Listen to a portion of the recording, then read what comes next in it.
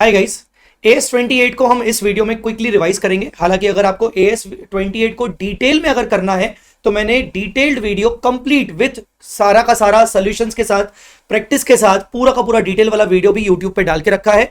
Approximately 6 hours का है, पर अगर आप उसको थोड़ा सा स्पीड में देखोगे तो आप 5 आवर्स में पूरा कंप्लीटली कवर अप कर सकते हो। तो इस वीडियो में हम क्विकली रिवाइज करेंगे AS28 को। AS28 का नाम है इंपेयरमेंट ऑफ असेट्स। इंपेयरमेंट का मतलब होता है वैल्यू को रिड्यूस करना। आप बोलोगे सर हम तो असेट को वैसे ही डेप्रिशिएट करते हैं, तो फिर इंपेयरमेंट क्यों कर रहे हैं? बेटा डेप्रिसिएशन एक परसेंटेज पे लगाया जाता है, एक लिमिट तक होता है। मान लीजिए आपने अपने 100 रुपए का असेट को डेप्रिशिएट किया 10 रुपए के हिसाब से, आपका असेट का वैल्यू बच गया 90, पर आपको ऐसा लग रहा है कि आपने डेप्रिसिएशन थोड़ा कम चार्ज किया है, मतलब डेप्रिसिएशन तो चार्ज कर दिया पर स्टिल ऐसा लग रहा है कि एसेट की वैल्यू और गिरनी चाहिए। तो अब आप क्या करोगे? आप अपने एसेट को इंपेयर करोगे, तो उसको बोलते हैं इंपेयरमेंट। तो इसका मतलब यह हुआ कि इंपेयरमेंट हमेशा एसेट का उस साल के डेप्रिसिएशन के बाद लगता है। तो पहले डेप्रिसिएशन लगेगा, फिर उसके बाद इंपेयरमेंट लगेगा।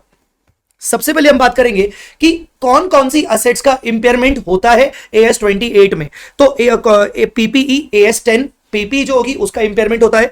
इंटेंजिबल असेट का इंपेयरमेंट होता है।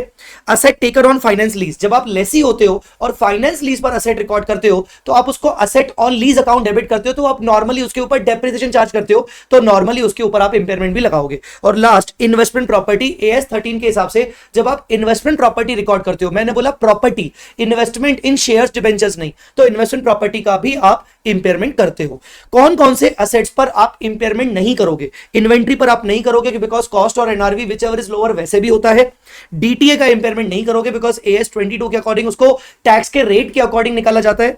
फाइनेंशियल असेट जैसे investment in equity shares debentures, AS13 वैसे ही बोलता है कि अगर आपके करंट इन्वेस्टमेंट्स हैं तो कॉस्ट और market value which ever is lower करो, और अगर लॉन्ग टर्म नेचर के तो उनको कॉस्ट पे करो। और इसके अलावा asset arising from construction contracts, construction contract वाले असेट को हम AS7 के हिसाब से रिकॉर्ड करते हैं। तो इन चीजों पर AS लगता है, AS इंपेयरमेंट होता है, और इनके ऊपर AS28 नहीं लगता है। अच्छा, मेरी चार्ट बुक में जो सीक्वेंस है नंबर 1 नंबर 2 करके, मैं थोड़ा सा बीच में सीक्वेंस को चेंज करूंगा ताकि आपको बेटर समझ में आए। आइए उसके बाद बात करते हैं इंपॉर्टेंट डेफिनेशंस की। इंपेयरमेंट ऑफ असेट्स करने के लिए पहले कुछ डेफिनेशन समझ लेते हैं। सबसे पहले कैरिंग अमाउंट। कैरिंग अमाउंट का मतलब होता है बुक वैल्यू डेप्रिसिएशन चार्ज करने के बाद। मतलब अगर तुम अभी इंपेयरमेंट लगाना चाहते हो तो तुम इंपेयरमेंट बैलेंस शीट डेट पे लगाओगे उस पर्टिकुलर करंट ईयर का डेप्रिसिएशन चार्ज करने के बाद, तो वो हो जाएगी बुक वैल्यू मतलब carrying amount. Net selling price मतलब NSP। NSP मतलब जो भी तुम्हारी अगर तुमने असेट को बेचा तो कितने में बेचोगे, एस्टिमेटेड सेलिंग प्राइस, और बेचने के कितने एक्सपेंसेस हो सकते हैं। बेचने के कितने एक्सपेंसेस हो सकते हैं मतलब एस्टिमेटेड सेलिंग एक्सपेंसेस। तो estimated selling price minus estimated selling expense will be treated as net selling price. फिर आपका कॉस्ट ऑफ डिस्पोजल मतलब वही net selling price. Cost of disposal मतलब सेलिंग एक्सपेंसेस। सेलिंग एक्सपेंसेस में आपका फाइनेंस कॉस्ट और income tax कभी भी नहीं आएगा। मतलब सेल करोगे तो तुम्हारा टैक्स लगेगा, उसको तुम सेलिंग एक्सपेंस नहीं बोलोगे। सेल करोगे तो तुम्हारा फाइनेंस कॉस्ट का खर्चा आएगा वगैरह वगैरह, ये सब सेलिंग एक्सपेंस में नहीं आएगा। फिर आता है value in use. Value in use मतलब हम NSP की जब बात कर रहे थे तो NSP का मतलब था कि सेल करने पर कितना पैसा मिलेगा। वैल्यू इन यूज का मतलब होता है कि सेल ना करके अगर असेट को मैं फर्दर कुछ सालों तक यूज करूं तो यूज करने से मुझे कितने फ्यूचर में कैश फ्लोज जनरेट होंगे। FCF कैश फ्लोज, उन फ्यूचर के कैश फ्लोज की आज प्रेजेंट वैल्यू कितनी है। तो वैल्यू इन यूज मतलब present value of future cash flows from the use of asset. Asset को यूज करूंगा तो 5 इयर्स तक मुझे कैश जनरेट होगा, और 5th ईयर के बाद मैं असेट को बेचूंगा तो 5 इयर्स के कैश फ्लोज और 5th ईयर के एंड में जो बेचने पर मुझे पैसा मिलेगा उसको भी मैं ऐड करके उन सबका प्रेजेंट वैल्यू निकालूंगा, तो उसको कहते हैं वैल्यू इन यूज। आई मेरी बात समझ में? अब last but not the least, last item है रिकवरेबल अमाउंट। रिकवरेबल अमाउंट मतलब NSP और value in use which ever is. Simple सी बात है, अगर मैं तुम्हें बोलूं कि तुम्हारे पास एक असेट है, तुम उसको बेचोगे तो बेचने पर तुम्हें 500 मिलेगा, और यूज करोगे तो फर्दर यूज करने के बाद प्रेजेंट तुम्हें बेनिफिट होगा 600 का, तो तुम क्या करना चाहोगे? ऑब्वियसली तुम यूज करना चाहोगे क्योंकि तुम्हारे पास बेनिफिट ज्यादा आ रहे हैं, तो इसलिए हम हायर करते हैं। तो रिकवरेबल अमाउंट मतलब मैक्सिमम से मैक्सिमम तुम अपनी असेट से मैक्सिमम से मैक्सिमम तुम अपनी असेट से कितना रिकवर कर सकते हो। Higher of NSP and value in use. I hope आपको ये डेफिनेशन समझ में आ गई होंगी। सो 1 2। अब आते हैं 3 नंबर। 3 नंबर ये नहीं, 3 नंबर ये। ये इंपेयरमेंट लॉस कैसे निकाला जाता है? इंपेयरमेंट लॉस, रिवर्सल पर ध्यान मत देना फिलहाल। इंपेयरमेंट लॉस कैसे निकलता है? इंपेयरमेंट लॉस निकालने के लिए हमें कैरिंग अमाउंट मतलब बुक वैल्यू को हमें रिकवरेबल अमाउंट से कंपेयर करना पड़ता है। बुक वैल्यू मतलब आज का बुक्स ऑफ अकाउंट्स में जो बैलेंस शीट वैल्यू है, और रिकवरेबल अमाउंट मतलब वैल्यू इन यूज और एनएसपी व्हिचएवर इज हायर, तो इसको कंपेयर करना पड़ता है। अगर कैरिंग अमाउंट ज्यादा है और रिकवरेबल अमाउंट कम है तो ही तुम्हारा इंपेयरमेंट लॉस निकलेगा। आई बात समझ में? कैरिंग अमाउंट ज्यादा है, रिकवरेबल अमाउंट कम है तो ही इंपेयरमेंट लॉस निकलेगा। हम रिवर्सल की बातें बाद में करेंगे। आ गया इंपेयरमेंट लॉस। अब इंपेयरमेंट लॉस आ तो गया, अब उसका ट्रीटमेंट क्या होगा? इंपेयरमेंट लॉस का ट्रीटमेंट क्या होगा? तो इंपेयरमेंट लॉस का ट्रीटमेंट ये होगा कि तुम्हें असेट की वैल्यू गिरानी है और इंपेयरमेंट लॉस बुक करना है। मतलब पहली एंट्री तो सिंपल सी है, impairment loss account debit to asset, ये हो गई पहली एंट्री आपकी। अब आप इंपेयरमेंट लॉस को कहां ट्रांसफर करोगे? पीएनएल में कि रिवैल्यूएशन सरप्लस में? अगर तुम्हारे पास जिस असेट का तुमने इंपेयरमेंट किया, अगर उसी असेट का तुम्हारे पास रिवैल्यूएशन सरप्लस रखा है, तुम डेफिनेटली रिवैल्यूएशन रिजर्व को फर्स्ट प्रायोरिटी में लोगे और बाकी का तुम पीएनएल में लेके जाओगे इंपेयरमेंट लॉस। मतलब इंपेयरमेंट लॉस सबसे पहले तुम्हारे रिवैल्यूएशन सरप्लस से सेट ऑफ होगा जितना तुम्हारे पास अवेलेबल है, और बाकी का तुम्हारा पीएनएल में जाएगा बैलेंसिंग फिगर। आई मेरी बात समझ में? पर अगर तुम्हारे पास रिवैल्यूएशन रिजर्व नहीं है तो डायरेक्टली तुम्हारा पीएनएल में जाएगा। बेटा क्लियर हुआ कि नहीं? तो इस तरीके से charge to revaluation surplus available, otherwise PNL. चलिए ये हो गया इंपेयरमेंट लॉस का ट्रीटमेंट। इंपेयरमेंट लॉस का तो ट्रीटमेंट हो गया। अब रिवर्सल की बातें हम बाद में करेंगे। इंपेयरमेंट लॉस के ट्रीटमेंट के अलावा अब ये हमने जो पढ़ा, इसको हमने पढ़ा कि भाई अगर हम सिंगल असेट का इंपेयरमेंट कर रहे हैं, हमने जो इंपेयरमेंट किया वो देखा सिंगल असेट का। हमेशा फर्स्ट प्रायोरिटी में कोशिश होती है कि इंपेयरमेंट हम जो टेस्टिंग कर रहे हैं, इंपेयरमेंट टेस्टिंग हम सिंगल असेट की करें, सिंगल असेट। पर अगर मान लीजिए ये जो सिंगल असेट है, ये सिंगल असेट कैपेबल नहीं है फ्यूचर कैश फ्लोज जनरेट करने में, या ये सिंगल असेट जो है ये आपका इसका रिकवरेबल अमाउंट आप फाइंड आउट नहीं कर सकते, तो आप क्या करते हो? आप फिर सीजीयू आइडेंटिफाई करते हो। सीजीयू मतलब कैश जनरेटिंग यूनिट। आप ये बोलते हो कि ये सिंगल असेट तो इंडिविजुअली कैश जनरेट नहीं कर सकती, पर ये सिंगल असेट बाकी कुछ group, smaller group of assets के साथ मिलकर अगर कैश जनरेट कर सकती है तो उस स्मॉलर ग्रुप ऑफ असेट को बोलते हैं सीजीयू। तो हम डायरेक्टली सीजीयू का इंपेयरमेंट करते हैं। ठीक है, तो सीजीयू का इंपेयरमेंट करने के लिए क्या करना पड़ता है? सीजीयू का इंपेयरमेंट करने के लिए रिकवरेबल अमाउंट हमें सीजीयू की चाहिए होती है और कैरिंग अमाउंट हमें सीजीयू की चाहिए होती है। एक सीजीयू में क्या क्या आता है? सीजीयू के अंदर वो सारे रिलेटेड असेट्स आते हैं जो मिलकर आपको कैश जनरेट करके दे सकते हैं। सीजीयू के अंदर क्या लायबिलिटीज भी आती है? अगर लायबिलिटी आप रिकवरेबल अमाउंट में ले रहे हो, लाइबिलिटी का लेना रिकवरेबल अमाउंट में जरूरी है, तो आप कैरिंग अमाउंट में भी लाइबिलिटी लोगे। तो liability of CGU, if such liabilities are necessary part of CGU, तो लाइबिलिटी भी लेते हो। इसके अलावा सीजीयू के अंदर और क्या आता है? सीजीयू के अंदर और आता है allocated goodwill. Allocated goodwill, actually goodwill के साथ ये बात है कि गुडविल आप कभी भी इंडिविजुअली इंपेयर नहीं कर सकते। गुडविल को इंपेयरमेंट करने के लिए आपको सीजीयू के अंदर अलोकेट करना पड़ेगा। अब सीजीयू मल्टीपल भी हो सकते हैं। सीजीयू मतलब सपोज एक फैक्ट्री, तो आपके पास अगर 4 फैक्ट्रीज हैं तो 4 सीजीयूज हो गए, तो उस फैक्ट्री के अंदर जितनी भी असेट्स हो गए वो सीजीयू के असेट्स हो गए। ठीक है, तो गुडविल तो सिंगल होती है, तो गुडविल को आपको अलग अलग सीजीयूज में अपोर्शन करना पड़ता है इंपेयरमेंट करने के लिए। इसके अलावा कॉर्पोरेट असेट्स, कॉर्पोरेट असेट्स भी ऐसी असेट्स होती हैं जो इंडिविजुअली इंपेयर नहीं हो सकती, जो इंडिविजुअली कैश फ्लो जनरेट नहीं करती, पर आप उनको अलोकेट करते हो रिस्पेक्टिव सीजीयू में। तो कुल मिला के सीजीयू के अंदर सीजीयू की related assets, liabilities, allocated goodwill और अलोकेटेड कॉर्पोरेट असेट्स आती हैं कुल मिला के। तो ये सब चीजें आती है, तो इन सभी चीजों को बोलते हैं, मिलाकर बोलते हैं सीजीयू। सीजीयू का रिकवरेबल अमाउंट, सीजीयू का कैरिंग अमाउंट आपको करना पड़ता है। आई मेरी बात समझ में? अब जब आप इंपेयरमेंट करते हो सीजीयू का, जब आप इंपेयरमेंट करते हो किसका? सीजीयू का। जब आप इंपेयरमेंट करते हो तो आपको कैसे इंपेयरमेंट करना पड़ता है, ध्यान से देखिएगा। जब आप सीजीयू का इंपेयरमेंट करते हो, मैं यहां पर लिख देता हूं impairment of CGU. Wait a minute, आप यहां पर करते हो इंपेयरमेंट ऑफ सीजीयू। ठीक है, सो जब आप इंपेयरमेंट ऑफ सीजीयू करते हो तो सीजीयू के इंपेयरमेंट में आपने इंपेयरमेंट लॉस निकाल लिया। अब उस इंपेयरमेंट लॉस में से सबसे पहले आप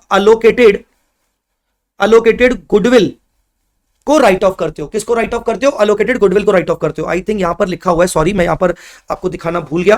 तो यस, यहां पर है। सबसे पहले फर्स्ट प्रेफरेंस आपको इंडिविजुअल असेट वाइज इंपेयरमेंट करना होता है, और फिर अगर इंडिविजुअल एसेट वाइज इंपेयरमेंट नहीं हो सकता तो आपको सीजीयू आइडेंटिफाई करना पड़ता है। सीजीयू जब आप आइडेंटिफाई करते हो तो आप उसको सीजीयू के अंदर आप गुडविल को अलोकेट करते हो और कॉर्पोरेट एसेट को अलोकेट करते हो। जब आप गुडविल और कॉर्पोरेट एसेट को अलोकेट करते हो तो आप गुडविल को उसके फेयर वैल्यू के प्रपोर्शन में अलोकेट करते हो, हर एक सीजीयू की फेयर वैल्यू के प्रपोर्शन में अलोकेट करते हो। जहां तक बात बची कॉर्पोरेट एसेट की, तो कॉर्पोरेट एसेट को आप अलोकेट करते हो हर एक सीजीयू की कैरिंग अमाउंट के प्रपोर्शन में। तो आपने अलोकेट कर लिया। अब जितना भी इंपेयरमेंट लॉस आया, उस इंपेयरमेंट लॉस में से सबसे पहले आप गुडविल माइनस करोगे, गुडविल का इंपेयरमेंट करोगे, और जो बैलेंस इंपेयरमेंट लॉस बच गया, बैलेंस इंपेयरमेंट लॉस आपका अलोकेट होगा सीजीयू की बाकी असेट्स में, इंक्लूडिंग कॉर्पोरेट असेट में। फॉर एग्जांपल सीजीयू के अंदर असेट थी ए बी सी और एक थी गुडविल और एक थी डी कॉर्पोरेट असेट, ठीक है। तो सबसे पहले गुडविल चला गया, अब जो भी आपका इंपेयरमेंट लॉस रिमेनिंग बचा वो एबीसी और कॉर्पोरेट असेट की वैल्यू में प्रोपोर्शनेटली अलोकेट हो जाएगा।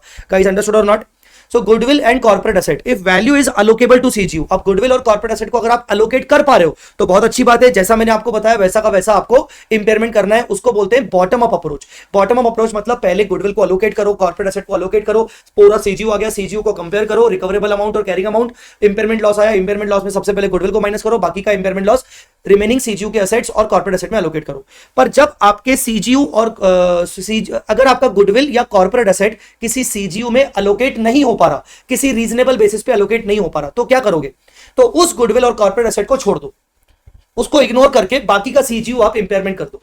बाकी का सीजीयू आपने इंपेयरमेंट कर दिया, मतलब आपने उन दोनों को छोड़कर, उन गुडविल और कॉर्पोरेट असेट जो अलोकेट नहीं हो पा रहे उसको छोड़कर आपने सीजीयू इंपेयर कर दिया। आपने, आपके पास 3 सीजीयू है, सीजीयू 1, सीजीयू 2, सीजीयू 3, आपने तीनों को अलग अलग इंपेयरमेंट कर लिया।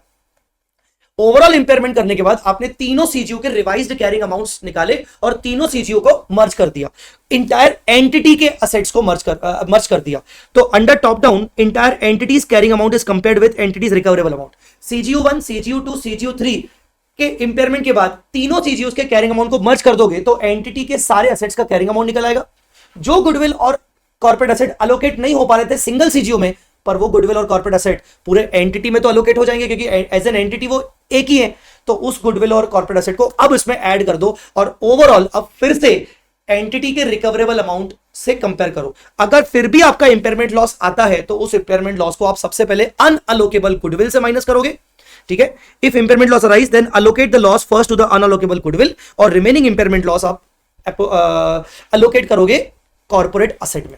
तो ये होती है दो approaches, bottom up, top down. Bottom up तब जब आप गुडविल और कॉर्पोरेट असेट को अलोकेट कर लेते हो, ठीक है गाइस, आया समझ में कि नहीं? सो ये था आपका impairment of single asset and impairment of CGU.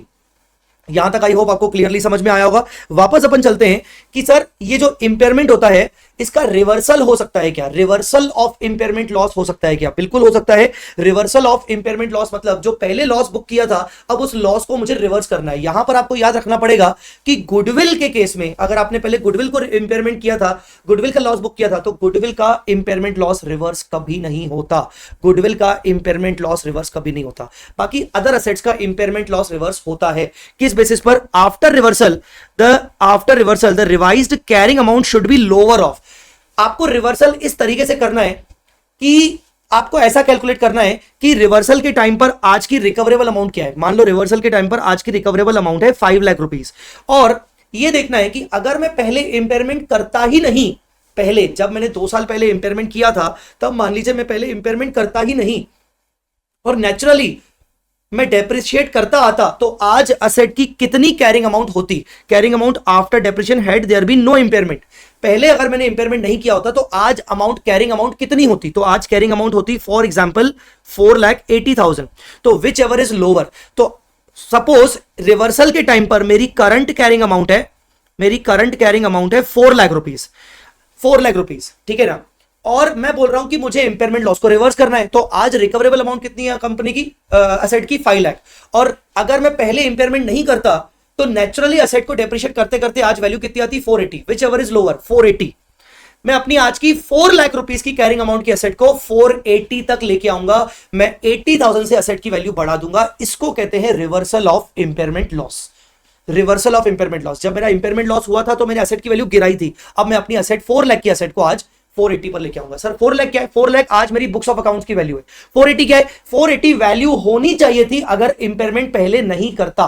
तो विच एवर इज लोअर करके मैं अपनी 4 लाख की असेट को 480 पर लेके आऊंगा। अगर रिकवरेबल अमाउंट मान लो 450 होता तो विच एवर इज लोअर मैं अपनी 4 लाख की असेट को 450 पर लेके आऊंगा, ठीक है। मान लीजिए ये लोअर 350 होता, ये 350 होता, तो फिर मुझे कुछ करने की जरूरत ही नहीं है, ठीक है।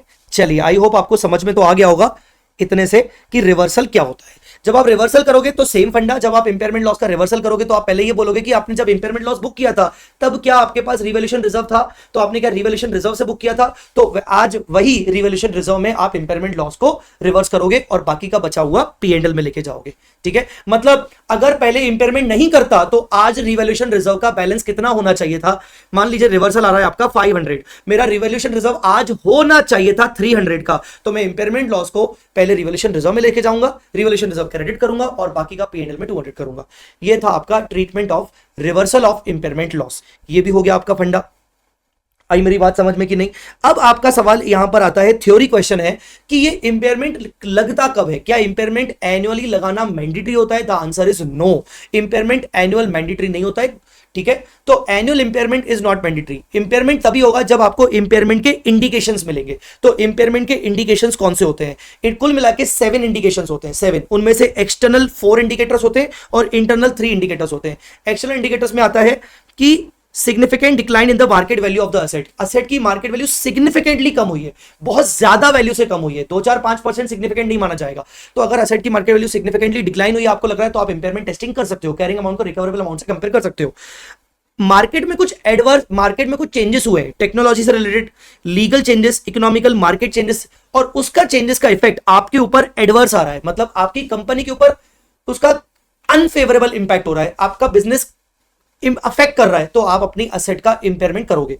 तीसरा, market rate of interest have been increase significantly, अगर मार्केट रेट ऑफ इंटरेस्ट बढ़ेगा तो कंपैरेटिवली डिस्काउंटिंग रेट बढ़ेगा, डिस्काउंटिंग रेट बढ़ेगा तो जो वैल्यू इन यूज अपन निकालते हैं फ्यूचर कैश फ्लोज के लिए, वो उन वैल्यूज की, वो जो वैल्यू इन यूज निकलेगी वो कम होगी, और वैल्यू इन यूज कम होगी तो ये चांसेस है कि रिकवरेबल अमाउंट गिरेगी। तो अल्टीमेटली रिकवरेबल अमाउंट गिरने का डर लगता है, रिकवरेबल अमाउंट गिरने का डर लगता है मार्केट रेट ऑफ इंटरेस्ट के बढ़ने के कारण, इसीलिए हम इंपेयरमेंट टेस्टिंग करते हैं। और चौथा, जब नेट असेट्स की बुक वैल्यू ज्यादा है कंपेयर टू नेट असेट्स की मार्केट वैल्यू, मार्केट में नेटवर्थ कम है और उस बुक्स ऑफ अकाउंट्स में बेवजह ओवर वैल्यूड दिख रही है, बुक्स ऑफ अकाउंट्स में असेट्स ओवर वैल्यूड है, तो इन चार में से कोई भी अगर इंडिकेटर आएगा तो हम इंपेयरमेंट कर सकते हैं। इंटरनल इंडिकेटर कौन कौन से हैं? अगर असेट डैमेज हो जाए, असेट का एक्सीडेंट हो जाए, तो ये एक इंडिकेटर है कि हमें असेट को इंपेयरमेंट करना पड़ेगा। अगर असेट आइडल रखी है, यूज ही नहीं हो रही है, या फिर आप अपने बिजनेस को डिसकंटिन्यू कर रहे हो, रीस्ट्रक्चरिंग कर रहे हो, या फिर आपने असेट को अचानक से बेचने का प्लान कर दिया, या फिर आपकी असेट की लाइफ गिर रही है, तो ये एक इंडिकेटर है कि कहीं ना कहीं आपकी कंपनी के ऊपर एडवर्स इफेक्ट हो रहा है, आपको इंपेयरमेंट करना चाहिए। या फिर economic performance of the asset is worst then expected. Worst then expected मतलब जितना परफॉर्मेंस सोचा था उससे बुरा परफॉर्मेंस हो रहा है, मतलब सोचा था कि असेट आपको कितना क्वांटिटी जनरेट करके देगी, उतना अच्छा क्वांटिटी आपको मैन्युफैक्चरिंग करके नहीं दे रही। तो these are the indicators of impairment. ये एमसीक्यू वगैरह में आ सकता है या डिस्क्रिप्टिव में, थ्योरी में आ सकता है। रिवर्सल आपको याद रखने की जरूरत नहीं है, रिवर्सल जस्ट इनके अपोजिट होंगे। बस रिवर्सल के केस में ये book value of net asset is lower higher than market value लिखा है, यहां पर उल्टा कुछ नहीं होगा। तो रिवर्सल वाले इंडिकेटर्स जो है वो जस्ट इनका अपोजिट है, बट उसमें नेट एसेट्स वाला हटा दीजिएगा और यहां से आप ये एक्सीडेंट, ऑब्सोलेंस, डैमेज वाला हटा दीजिएगा, तो आपके रिवर्सल ऑफ इंपेयरमेंट के इंडिकेटर बन जाएंगे। चलिए ये भी हो गया। अब बात करते हैं impairment in case of discontinuing operation. If discontinuing operation is planned to be sold in its entirety, apply impairment test for the whole operation. Discontinuing operation मतलब एक component, फॉर एग्जाम्पल सब्सिडरी, या एक ब्रांच, एक department जो एक separate business कर पा रहा है, एक बिजनेस कर पा रहा है। अब सपोज आप पूरे डिसकंटिन्यूड ऑपरेशन को सेल करने का प्लान कर रहे हो इंटायरली, तो आप इंटायर डिसकंटिन्यूइंग ऑपरेशन के ऊपर इंपेयरमेंट टेस्टिंग करोगे। If entity plans to dispose the asset individually, discontinue कर दिया ऑपरेशन पर आप इंडिविजुअल बेसिस पर असेट बेचोगे, पार्ट्स में असेट बेचोगे, apply impairment test for individual assets और some of the group of assets. मतलब कुल मिला के ऐसा है कि पूरे यूनिट के ऊपर इंपेयरमेंट लगाना है कि इंडिविजुअल असेट वाइज लगाना है। अगर पूरा यूनिट एक साथ इकट्ठा किसी कंपनी को बेच रहे हो तो इंपेयरमेंट लगा लो। जैसे फ्यूचर ग्रुप, बयानी जी, फ्यूचर ग्रुप जो है वो पूरा रिलायंस को जा रहा था, अगर तो फ्यूचर ग्रुप इकट्ठा रिलायंस खरीद रही है, तो जो फ्यूचर ग्रुप का जो मालिक है, जो अकाउंट बुक्स ऑफ अकाउंट्स है, वो पूरे फ्यूचर ग्रुप को इकट्ठा इंपेयरमेंट करेगा। पर अगर यहीं पर वो बोलते कि नहीं हम अपनी लैंड किसी को बेचेंगे, हम अपने स्टोर्स किसी और को बेचेंगे, ये किसी और को बेचेंगे, तो इंडिविजुअल लेवल पर आप इंपेयरमेंट लगाओगे।